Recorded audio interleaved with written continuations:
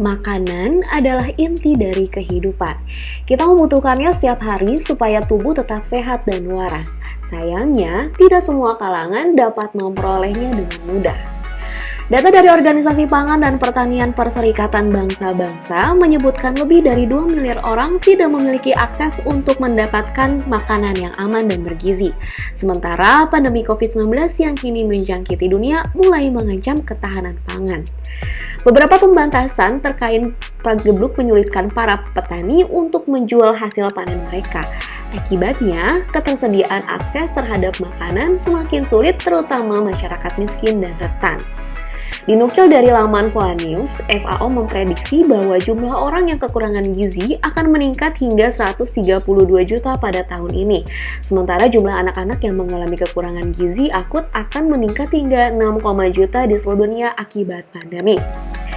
Indonesia menjadi negara dengan produksi sampah makanan terbanyak di Asia Tenggara menurut laporan dari United Nations Environment Programme yang bertajuk Food Waste Index 2021. Total sampah makanan Indonesia mencapai 20,93 juta ton tiap tahunnya.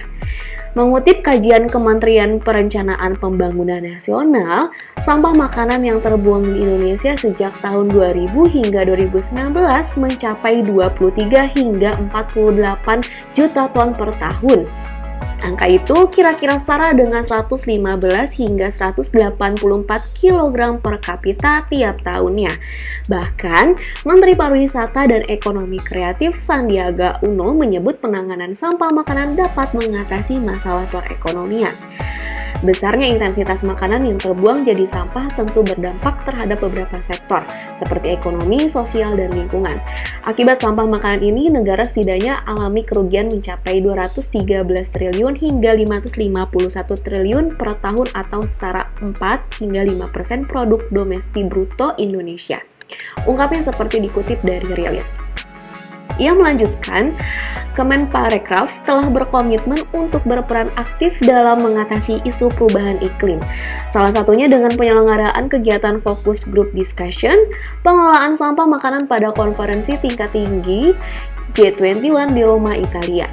Sementara berdasarkan indeks UNEP, Filipina berada di peringkat kedua setelah Indonesia sebagai negara produsen sampah makanan terbanyak di Asia Tenggara.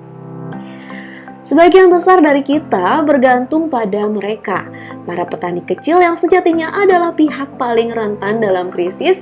Kita mungkin belum bisa berbuat banyak, tapi kita memiliki peran untuk membuat perubahan ini sesuai dengan tema Hari Pangan Sedunia 2020, Grow, Nourish, Sustain Together. Setiap orang memiliki peran untuk mewujudkan dunia tanpa kelaparan dan kekurangan gizi. Menukil dari laman FAO, ada beberapa hal yang bisa kita lakukan untuk mendukung pahlawan pangan. Di antaranya dengan memilih makanan sehat dan beragam, membeli hasil panen petani lokal, makan makanan musiman, hingga mendukung bisnis terkait pangan. Setiap aksi yang kita pilih akan berpengaruh dalam menjaga ketahanan pangan. Misalnya, menerapkan gaya hidup baru dengan makan makanan sehat dan beragam, aksi sederhana tersebut dapat membangun sistem pangan yang berkelanjutan. Dengan mengadopsi pola makanan sehat, kita berkontribusi pada hidup sehat. Sementara dengan memilih untuk makan makanan yang beragam, kita mendorong berbagai makanan untuk diproduksi. Tak hanya lebih sehat untuk tubuh kita, tetapi juga lebih sehat untuk tanah dan lingkungan. Anda pun bisa berkontribusi secara daring. Media sosial memiliki kekuatan untuk menyebar pesan secara luas. Anda bisa menggunakan untuk mempromosikan kebiasaan makanan sehat.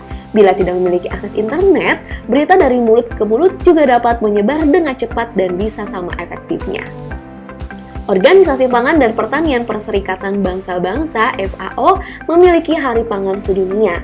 Tujuannya meningkatkan kesadaran dan aksi di seluruh dunia terhadap masalah kemiskinan dan kelaparan.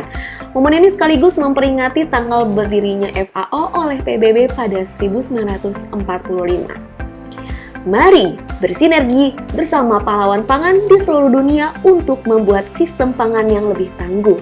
Setiap aksi yang kita ambil juga membantu pemulihan krisis pangan di tengah pandemi COVID-19. Selamat Hari Pangan Sedunia!